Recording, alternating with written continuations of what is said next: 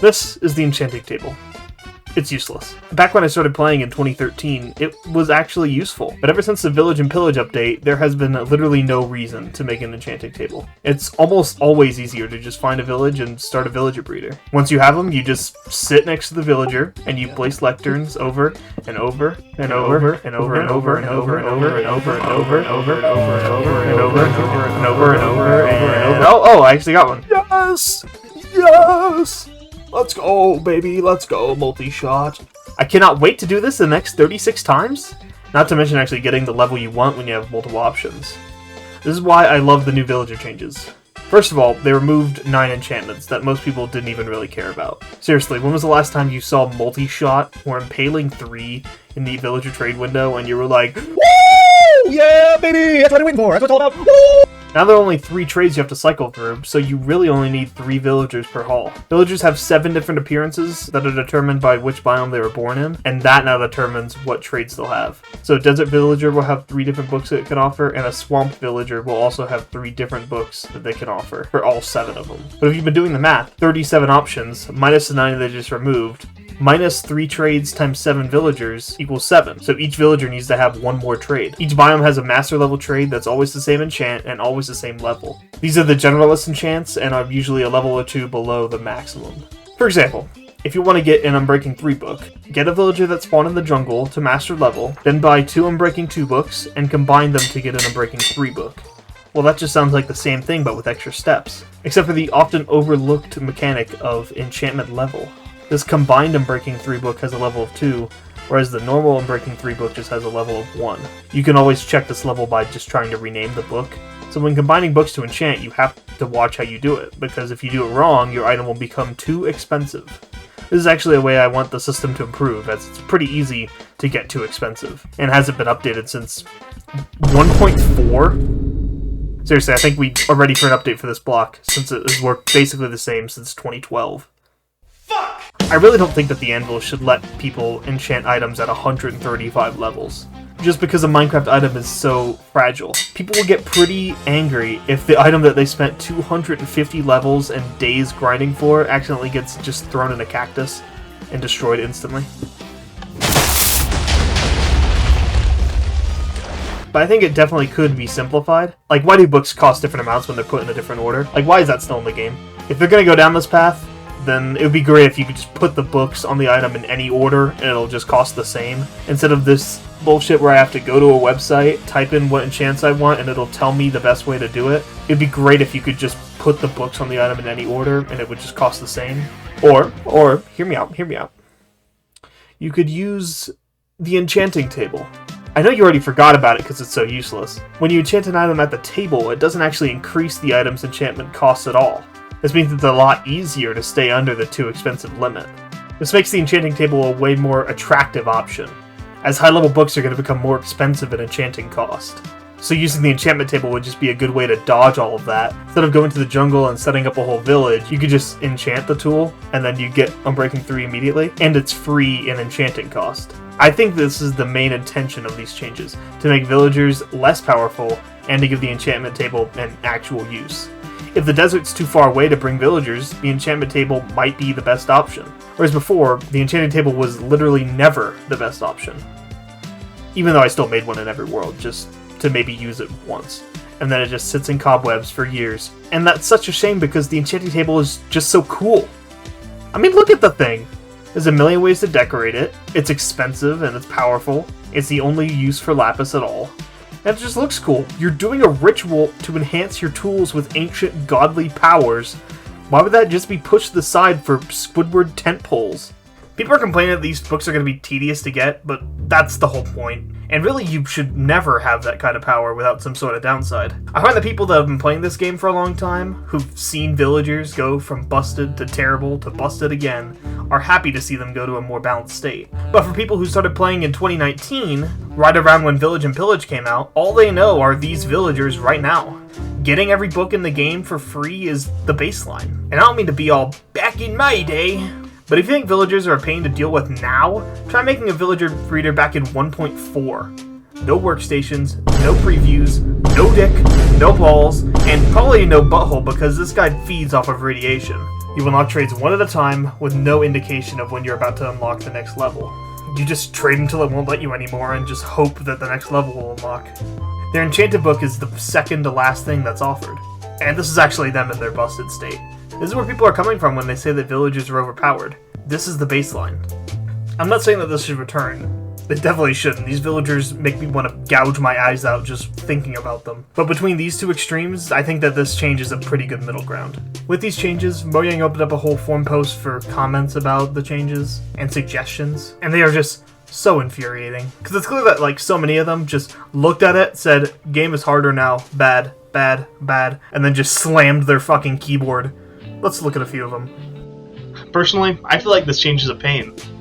I don't like the idea of having to check some form just to find which villager sells mending or protection. Villagers were already a pain to deal with. This change will just make the game tedious and overall more time wasted. If villagers are too overpowered, then I would rather it concern prices and zombie conversion rather than the trades themselves.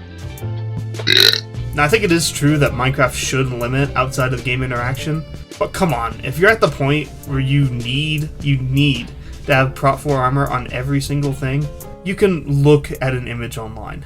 There are 7 options. You'll survive. Think about how many options there are for brewing. Also, increasing pricing for villagers does nothing. Emeralds are already worthless if you have a raid farm or even just a pumpkin and melon farm. Also, if you don't want to do all that, just use the enchanting table. Use the enchanting table. The biome-specific book trades seem annoying to get, and more random than the old system. Because let's say the nearest swamp is 10,000 blocks away, no one is going to travel 10,000 blocks just to get mending. Sorry, but more random than the old system? More random? So I actually tested this. I teleported to 7 random spots in my world, and swamp biomes were only 1.7 thousand blocks away on average, and 3,000 blocks away at max.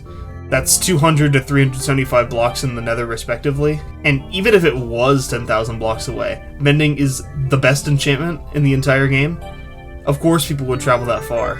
It's only 1.2 thousand blocks in the nether. That's 30 seconds on a boat with ice, 37 seconds with rockets and elytra, or 3 minutes run jumping. And that's the absolute worst case scenario. Absolutely hate this. It's already so difficult and time consuming to get a full trading hall, that's why it's a late game reward. First of all, trading halls are not a late game reward. Maybe it is for some, but for me it's literally one of the first things I set up. When I start a new world, I just find a village and set up a breeder, that's the first thing I do. Second of all, you don't need a full trading hall. You need 3 villagers to get all the trades. People are imagining a gigantic Hermitcraft level trading hall at every single biome, but you need 2 villagers.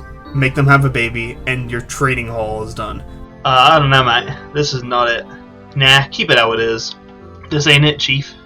This has to be the worst idea since Phantoms.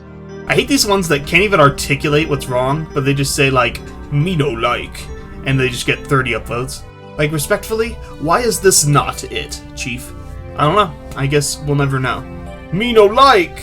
I don't like it! No! Me don't like it! No! This man wrote a whole master's thesis about the enchantment changes, which I guess is kind of what I'm doing right now. I just straight Google Translate it to English, and basically they don't like the changes, but I wanted to focus on this part where they say, the player's willingness to use villagers to trade to obtain enchanted books will be greatly dispelled. The cost of cultivating enough villagers to obtain top-level equipment is actually not much different from the cost of the enchantment. That's the whole point! That's the whole point! To make the villagers less effective and make enchanting a better option, that's the whole point. That's why they're doing this. This is an awful idea for super flat players, and players who don't have 30 hours to move villagers to different biomes. Now, this is actually kind of a good point at the start. Super flat players will have no way to get a mending book. And I think it should be addressed in some way. Maybe just set it so that super flat worlds use the old villagers, or maybe super flat players will just have to deal with it, I guess. Honestly, why should Mojang jump through hoops to please a player base that they didn't even intend to create? I mean, super flat was intended to be a nice flat place to build, not for people to survive off of. If it was built for that, you would see a lot more super flat updates to make sure that people could, go to the end or something. However, the second point that it would be bad for people who don't have hours to play the game is just, oh my god. If you don't have enough time to play the game, why do you need infinitely many books? Why do you need the best armor in the entire game if you're not going to play the game very often? Hear me out. you could use the enchanting table. Because you probably only need 1 or 2 sets for your entire time of playing 1 hour per day. People who have more time will need more enchants, and will have more incentive to use the villagers. But people who don't have time will just have to settle with the enchanting table with not the best enchants in the entire game. Oh no, no, no, please, no. Oh, help me, help. I need water, help. How am I supposed to survive if I don't have netherite armor with protection 4 on all of them? How am I supposed to survive? I personally don't like this. This will only work if you finally give us villages in the biomes where villages don't spawn, like the jungle and the swamp. Now this is another one I actually agree with. If they don't want to add villages to the jungle and swamp, because they explicitly kind of said that they don't want to, at least let the player know that they could or should make a village there. Maybe in a similar way to the igloo, where you show how to cure a zombie villager. Maybe that same room could just be added to the witch huts or jungle temples to kind of push the player in the right direction. So in conclusion, I really like these changes. However, make anvils simpler, probably keep old villagers in super flat, and add an in-game way for players to find out that they should add villagers to the swamp and the jungle. Oh, and by the way, this footage in the background, this has been me trying to get a single book this entire time. It's been playing under the entire video, and this is how long it took to get Impaling 3. So, say goodbye to this. You'll never have to deal with it again.